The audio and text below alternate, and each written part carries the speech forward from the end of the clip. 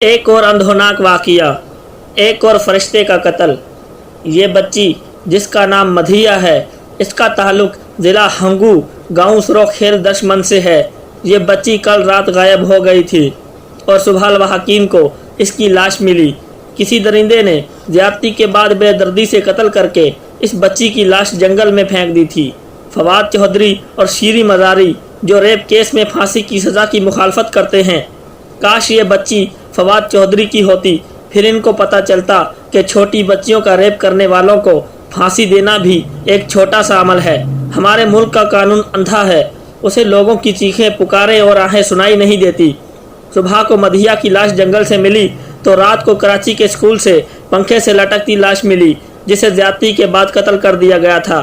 یہ کیسے وزیر ہیں جو گناہ گاروں کو سزا دینے کے بجائے ان کا ساتھ دے رہے ہیں اور پھانسی کی سزا کی مخالفت کر رہے ہیں؟ سب سے پہلے پھانسی کی سزا کی مخالفت کرنے والوں کو پھانسی دی جائے۔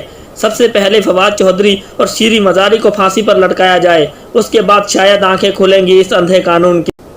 اللہ پاک ایسے لوگوں کو تباہ و برباد کرے جو ریپ کیس میں پھانسی کی سزا کی مخالفت کرتے ہیں۔ معلومات ٹی وی کے ساتھ رجب عکاس کو دیجیے اجازت۔ اللہ حافظ۔